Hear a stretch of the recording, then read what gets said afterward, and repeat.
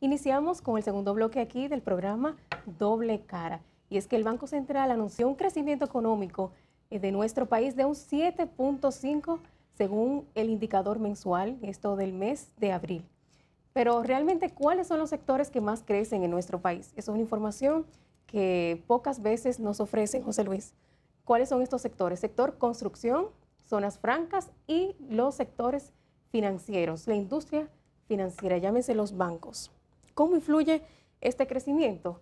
¿Es horizontal? ¿Crecemos todos? Bueno, aquí está la distribución de la riqueza en nuestro país, que es un tema que ha sido tratado en diferentes foros, también a nivel internacional. Pero ¿qué pasa? Si crecen los bancos, ¿quiénes crecen? Bueno, crece el salario del gobernador del Banco Central, pero realmente la economía de abajo, como dicen, no está creciendo porque solo son indicadores, el salario se mantiene igual. Incluso el presidente en una ocasión ha dicho que es necesario aumentar el salario a los empleados que ganan el mínimo. Lamentablemente el salario mínimo, hay como 14 salarios, todavía no ha sido unificado. Entonces, lamentablemente, ese crecimiento no sirve de nada. O sea, es una información que la maneja el Banco Central, son datos macroeconómicos, la tasa del dólar se mantiene estable, pero eso no le dice nada al público de a pie. O sea, lamentablemente ese crecimiento no se traduce en bienestar de la población, porque no lo siente. Va al seguro médico y no recibe la atención, tiene que pagar una diferencia cada vez mayor. En educación tiene que los colegios. La canasta familiar subiendo cada día. Hay zonas que eran 24 horas, Laura, y ahora mismo han reducido su funcionamiento, el circuito 24 horas a menos de 20, 18 horas, 16 horas. ¿Por qué ha pasado esto? Muchas debilidades. Entonces, ese crecimiento económico yo lo pongo en duda, le pongo un asterisco a esa situación. Y en el tema de las zonas francas, entiendo que el salario promedio es 10.500 pesos. Estas noticias de crecimiento económico entiendo que deben ir acompañadas también de crecimiento, de aumento de salarios de los operarios. Zona franca recibe apoyo grandísimo del gobierno. Entonces, ¿por qué no crecen los salarios también de los empleados de las zonas francas? Claro, hay muchos incentivos para que se creen empleos, sin embargo, Laura, lamentablemente no es así. En la práctica, en la teoría es una cosa, en la práctica es otra.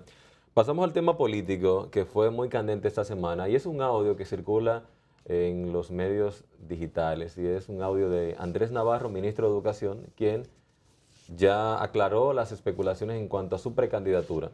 Él dijo a través de ese audio que circula de que él quiere ser candidato a la presidencia. Ha hecho contactos en 22 provincias de las 32 del país y cuenta con la aprobación del presidente de la República. Este sería una estrategia del presidente Danilo Medina para competir contra Leonel Fernández, que ayer una publicación de Economics lo daba como potencial candidato del PLD y futuro ganador de las elecciones del 2020. O sea que el panorama político se calienta mucho con esta precandidatura de Andrés Navarro, que vamos a ver si va a renunciar entonces del ministerio, como lo hizo el ministro de Medio Ambiente Francisco Domínguez Brito y como también lo hizo Carlos Amarante Barret. Así es, esta misma semana Amarante Barret anunció su precandidatura a la presidencia de la República. Hizo lo mismo que hizo Domínguez Brito, renunció a su cargo como ministro.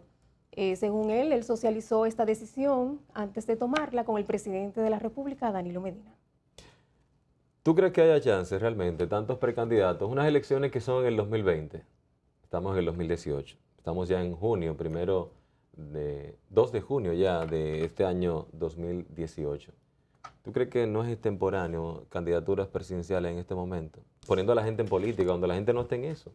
Lamentablemente, por ausencia de una ley de partidos, sucede esto, que no hay una regla, un control y cada año van a haber elecciones, lamentablemente.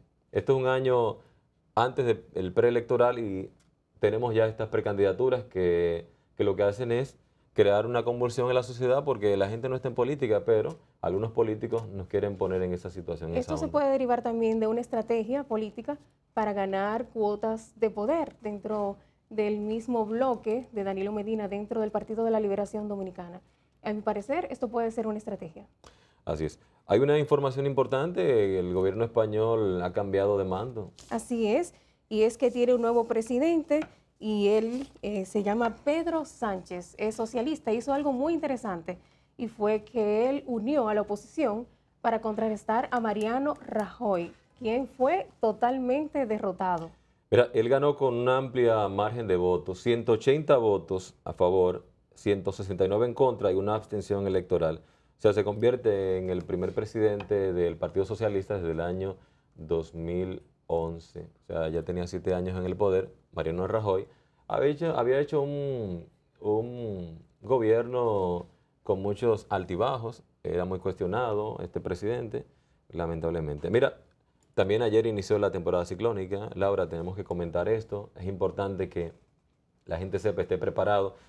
Se prevé que haya 14 tormentas, de las cuales 6 pueden convertirse en huracanes en categoría 4. Eso dice que hay mucha peligrosidad en que pase por nuestro territorio. Así que a la gente que vive en lugares vulnerables tienen que acatar las recomendaciones del COE y los organismos de seguridad para evitar pérdidas humanas, lamentablemente. Así que la gente esté preparada porque ya estamos en el trayecto de los huracanes, eso no lo podemos quitar y hay que asumir ya la responsabilidad que nos toca y respetar lo que digan los organismos de socorro. Así es. Vamos a hacer entonces ya nuestra última pausa en este bloque para pasar con nuestra entrevista central de este programa Doble Cara.